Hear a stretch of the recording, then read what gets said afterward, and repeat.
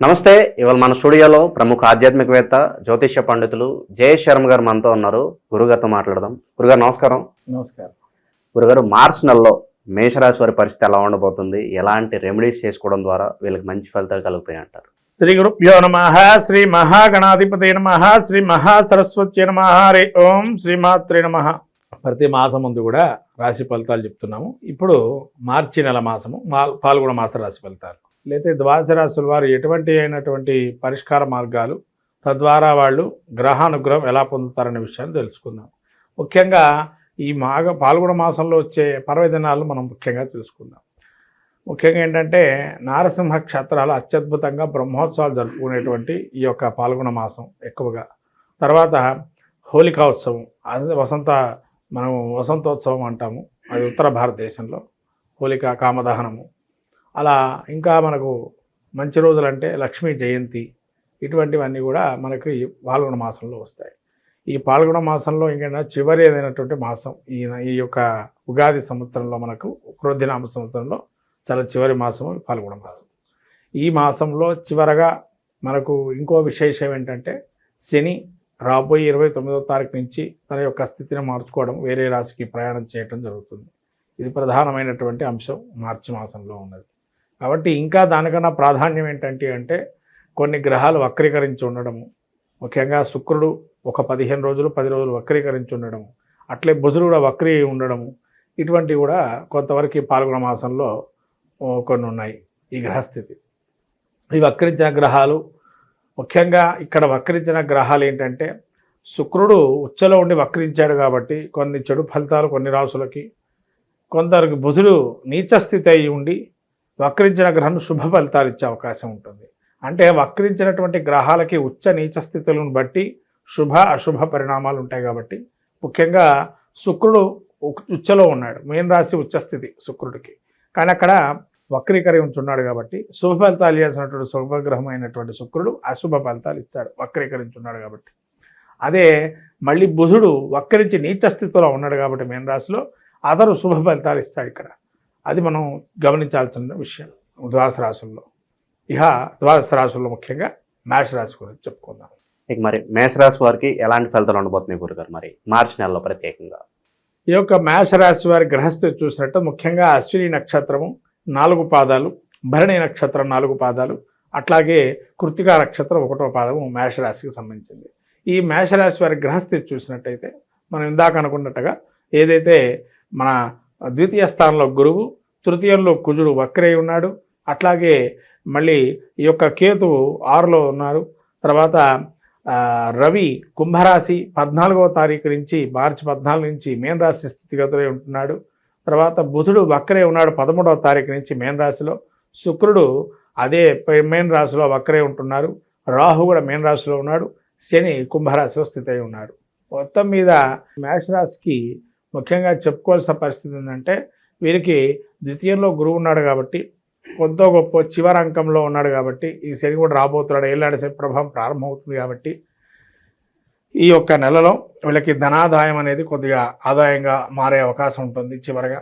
తర్వాత తృతీయంలో కుజుడు నీచలో ఉన్నాడు కాబట్టి వీరికి ఈ యొక్క వక్రై ఉన్నాడు కాబట్టి వీరికి కొంతవరకు కుటుంబంలో కానీ లేదా ధనపరమైనటువంటి చికాకులు కానీ కొన్ని ఉండే అవకాశం ఉంటుంది. తర్వాత మళ్ళీ కూడా సోదర వర్గంతో ఉండేటువంటి విభేదాలు ఉంటాయి కొంత. ప్రతి విషయంలోనూ వారి ఇప్పటివరకు సహకరించిన వాళ్ళు కూడా విభేదించే అవకాశం ఉంటుంది సోదర వర్గం. తర్వాత అట్లాగే వాళ్ళని సహకరించే వాళ్ళు, వాళ్ళని ఎప్పుడైతే వాళ్ళని సపోర్ట్గా చేసేటువంటి వారు ఎవరైతే ఉంటారో మేషరాశి వారికి ఆ సపోర్టివ్నెస్ అనేది పోయే అవకాశం ఉంటుంది ఈ యొక్క మాసంలో నుంచి. తర్వాత వీళ్ళకి 6వ స్థానంలో కేతు ఉన్నాడు. 6వ స్థానంలో కేతు ఉండటం వల్ల ఏంటంటే మతిమరుపు రావటము, లేదా మర్చిపోవటము, ఇవి జరుగుతుండేటువంటి అంశంగా ఉంటుంది. ఏదైనా కానీ 6లో కేతు ఉండటం వల్ల సడన్గా డెసిషన్స్ తీసుకోవటం, అప్పటికప్పుడు మార్పులు చేర్పులు మనస్సు నుంచి రావటం అనేది జరిగే అవకాశాలు ఉన్నాయి. అంటే ఇప్పటివరకు ఊహించరు ఇటువంటి నిర్ణయం తీసుకుంటారు వీరు అని చెప్పి, అటువంటి నిర్ణయాలు తీసుకునే అవకాశం ఉంటుంది. అందులో కూడా ప్రయాణాలు కూడా తరచుగా ప్రయాణం చేసేది కూడా సడన్గా ఒక దూర ప్రాంతానికి అనుకోని ప్రయాణాలు చేయడానికి ఎక్కువగా కనిపిస్తుంది, అలా అవకాశం ఉంది. తర్వాత శని కుంభరాశి స్థితి ఏకాదశంలో ఉన్నాడు కాబట్టి ఇంకా వీరికి కొంత గొప్ప శని అనుగ్రహం పూర్తిగా ఉంది. దీర్ఘకాలిక సమస్యల నుంచి బయటపడే అవకాశం చివరిగా ఉంది ఈ మాసంలో. తర్వాత ఈ యొక్క శుక్రుడు వక్రై ఉన్నాడు 12వ స్థితిలో. కాబట్టి 12వ స్థితిలో వక్రై ఉండటం వల్ల విపరీతమైన ఖర్చులకి లోనయ్యే అవకాశం ఉంటుంది. అప్పటి వరకు కూడా ఎటువంటి ఖర్చు చేయని వారు కొన్ని విషయాలకు అధికంగా ఖర్చు పెట్టే అవకాశం ఉంటుంది. తర్వాత రాహు 12లో ఉండడం వల్ల నిరాశ నిస్పృహతో ఉండడం, అంటే ఆశగా కొంతవరకు ఏదో ఒకటి వస్తుంది అనే ఒక భావనలో ఉన్నవారు కూడా సడన్గా చేంజ్ కావటం, అది కొంతవరకు మనసును నొచ్చుకోవడం అనేది ఉంటుంది. తర్వాత బుధుడు కూడా వీరికి వక్రీ ఉన్నాడు 12లో. అంటే ఈ బుధుడు మరి వక్రీ ఉన్నాడు కదండి, మరి వీరికి ఆల్రెడీ న్యాచురల్ తృతీయ షష్టాధిపతిగా ఉన్నాడు మేషరాశికి. న్యాచురల్గా మనం చూసుకున్నట్లయితే గ్రహస్థితిలో మేషరాశికి 3వ స్థానము అండ్ 6వ స్థానం బుధుడు సంబంధించినటువంటి రాశులు కాబట్టి శత్రు రుణ రోగ బాధలు ఏవైతే ఉంటాయో సడన్గా అవి డిసపియర్ అయ్యే అవకాశం ఉంటుంది. అంటే ఉన్నట్టుండగా అవన్నీ ఒక్కసారిగా మారిపోతాయి. ఇక విద్యార్థులకు ఎలా ఉంటుంది గురుగారు? మార్చి నెల అంటేనే ఎగ్జామ్ సీజన్ కదా, మరి విద్యార్థులకు ఎలా ఉండబోతుంది? విద్యార్థులకి కొంతవరకు విద్యాలాభం అయితే ఉంది, ఎటువంటి ఇబ్బందులు లేవు.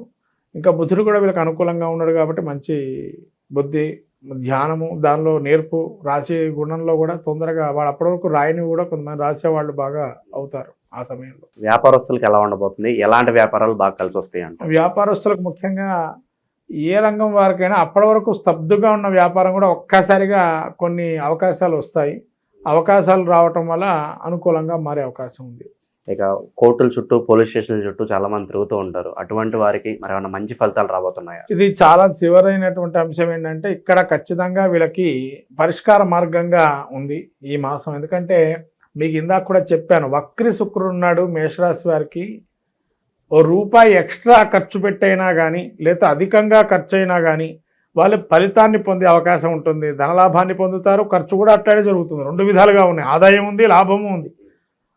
కాబట్టి ఆదాయ మార్గాల్లో కూడా లాభము చేకూరుతుంది, వ్యయ మార్గంలో కూడా లాభాన్ని చేకూరుతుంది. మొత్తానికైతే లాభం అయితే ఉంది, అటువంటి సందేహం లేదు. శుభకార్యాలు జరగడానికి ఆస్కారం కనిపిస్తుంది. పెళ్లిళ్ళు కావచ్చు, గృహప్రవేశాలు, ఇంకేదన్నా కార్యక్రమాలు కావచ్చు. శుభయోగం అంటే ఇక్కడ వాళ్ళ గ్రహస్థితి గోచారీత్యా కూడా చూసుకోవాలి. శని ఇప్పుడు వీళ్ళకి ఎల్లాడిసే ప్రారంభమయ్యే అవకాశం ఉంది 29వ తారీఖు మార్చి నుంచి.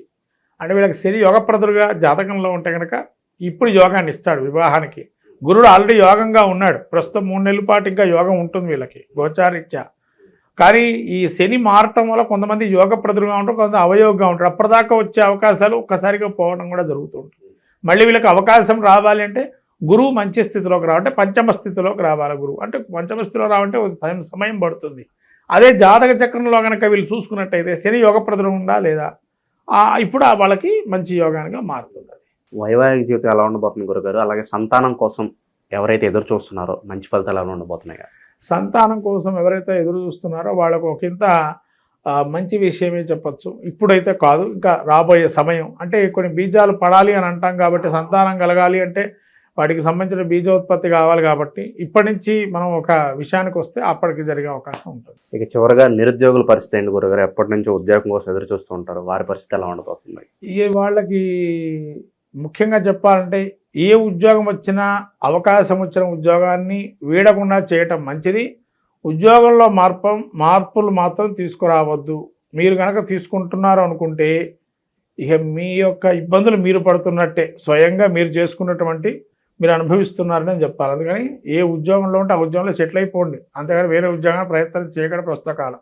ఇంకా మెరుగైన ఫలితాలు పొందడానికి ఏదన్నా మంచి పరిష్కార మార్గాలు ఉంటే తెలియజేయండి రాశి వారికి. వీరికి ముఖ్యంగా లక్ష్మీనారాయణ హృదయం కానీ, లక్ష్మీనారాయణ కవచాన్ని కానీ పారాయణం చేసుకోవటం, అట్లానే సూర్యుడికి సంబంధించినటువంటి ఆదిత్య హృదయ పారాయణం చేసుకోవటం, అట్లాగే ఏదైనా దేవాలయానికి వెళ్ళాలి అని అంటే సుబ్రహ్మణ్య నక్షత్ర దర్శనం చేసుకోవటం వల్ల మంచి ఫలితాలు వస్తాయి.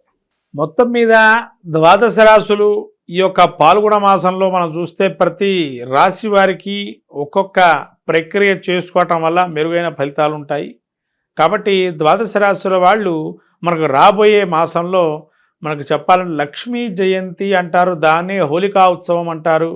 మనకు శివపురాణంలో చాలా అద్భుతంగా ఉన్న ఘట్టం రతి మన్మధులు ఏదైతే ఘట్టం ఉంటుందో ఆ ఘట్టాన్ని ఎవరైతే పారాయణ చేస్తారో సకలమైనటువంటి నరదృష్టి దోషాలు పోతాయని మనకు శివపురాణం చెప్పబడుతుంది.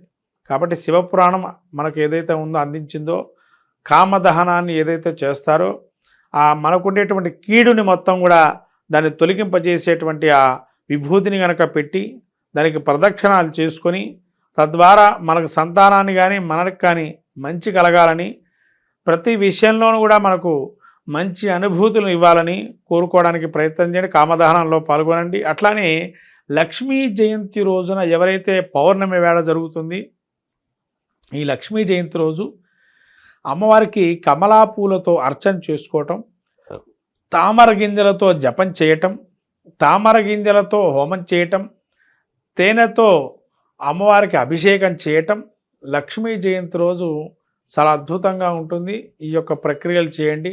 ఇంకా పాల్గొన మాసంలో నరసింహ క్షేత్రాలు దర్శనం చేసుకోవటం వల్ల స్వామివారి తిరునక్షత్రంగా చెప్పబడింది కాబట్టి ఈ నరసింహస్వామికి ప్రత్యేకంగా ఈ పాల్గొన మాసంలో అద్భుతంగా బ్రహ్మోత్సవాలు అనేక రకాలుగా జరుగుతుంటే ప్రతి ప్రసిద్ధ క్షేత్రాల్లో ఆ క్షేత్ర దర్శనం చేసుకొని సాక్షాత్తు లక్ష్మీనారాయణ స్వరూపమైన నృసింహస్వామి యొక్క అనుగ్రహాన్ని పొంది సకల విజయాలు సాధించడానికి ప్రయత్నం చేయండి. ద్వాదశ రాశుల వారు. శ్రీమాత్రే నమః.